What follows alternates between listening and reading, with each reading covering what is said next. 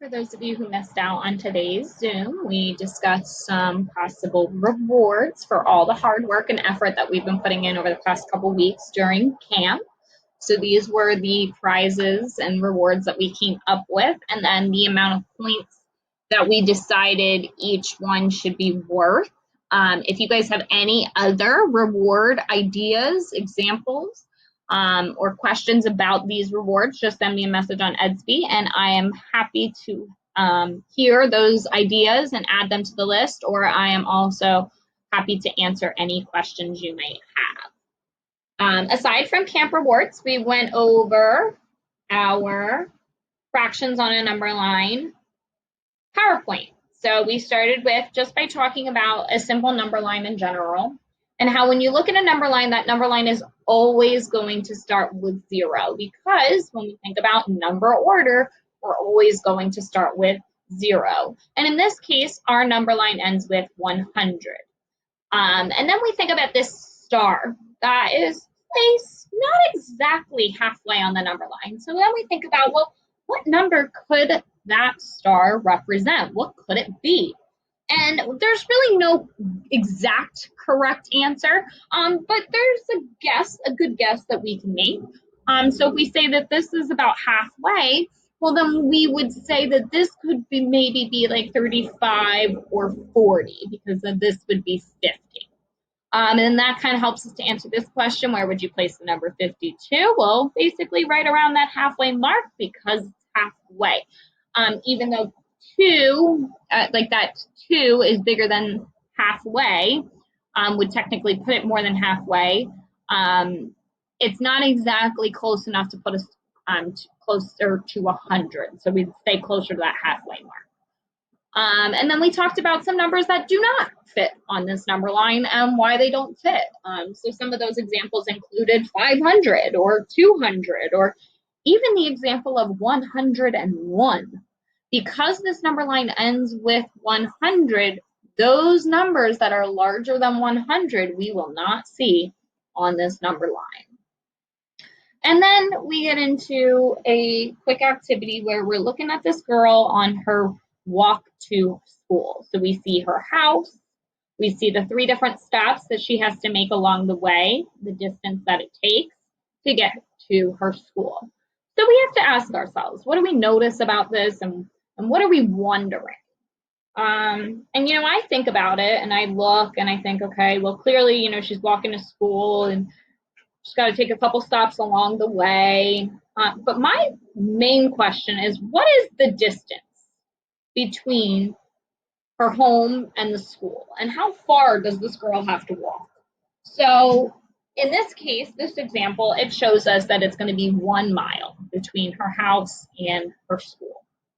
So our goal for today is to be able to connect those rectangular and those bar models that we've been practicing with to different number lines that help us represent the exact same thing, fractions less than 1 whole.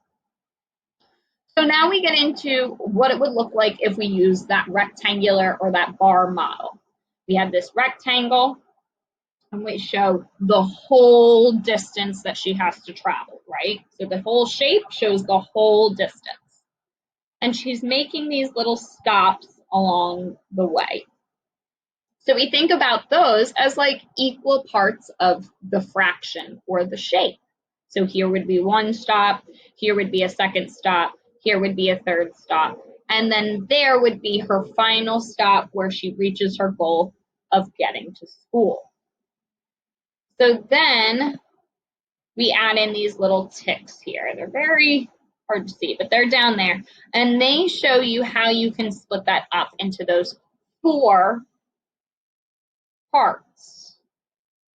So we've got 1 part here, we've got another part in between those 2 stop signs, another part in between these 2 stop signs, and then finally in between the home, or the stop sign and the school. Notice how all of those distances in between each stop sign, the house, and the school are all equally spaced apart. So then we think about that like, well, if it's 4 equal parts, then our denominator is going to be 4.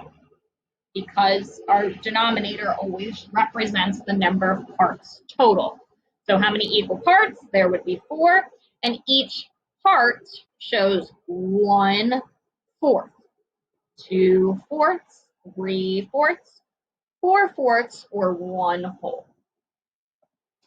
Then we throw that onto a number line. So we kind of use that exact same bar model, but now we just draw these little ticks and this longer line with arrows to make it into a number line. So they can look the exact same way, just basically one shows you a picture and one shows you more of just lines and numbers. So it shows you how you're going to take your jump from her home to the first stop, from the first stop to the second stop, from the second stop to the third stop, from the third stop to the school. So that shows you how we're going to start at 0/4, then we're going to walk 1/4 of the way. We're going to walk 2/4 of the way, or about halfway. Then we're going to walk 3/4 of the way. And finally, we're walking the whole distance. So again, now we think about, okay, well, then what is the distance between the student and her home? Well, the distance would just simply be this one jump between her, where she's at, that first stop sign, and her home. And that's just simply 1/4. So then we can get into other number lines. This one's slightly different. This one, if you look at the parts, has 3 equal parts. The most important thing that we have to remember when we're looking at a number line is that we count these spaces, not the ticks. If we count the ticks, then we might think that there's 1, 2, 3, 4 parts, or we might only think that there's 2 parts. But in reality, neither of those answers are correct because there are 3 equal parts in between each space on the number line. So this is split into 3 parts. Our denominator would be 3, starting at 0/3, moving to 1/3, 2/3, and finally ending in 3/3, which is equivalent to 1/2. We could even split a number line into 6 parts. So this specific number line is split into 6 parts. And you see that if you count the ticks, you're going to only count 5. 1, 2, 3, 4, 5.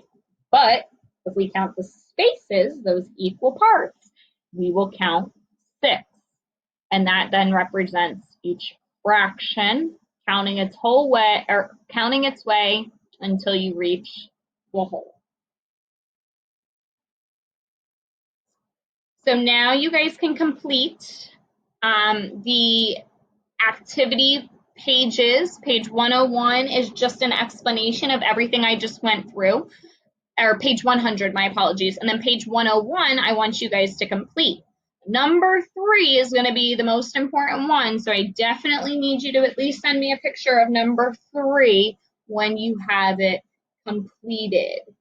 If you have any questions about how to complete the activities on page 101, just send me a message on ESY and I'm happy to help you. Also, once you finish page 101, then you can complete on page 104 in your activity booklet. And that is how you can wrap up your day. If you guys have any other questions for me, just send me a message on ESY. Our final Zoom for camp will be on Thursday at 10 a.m. Hope to see you all there.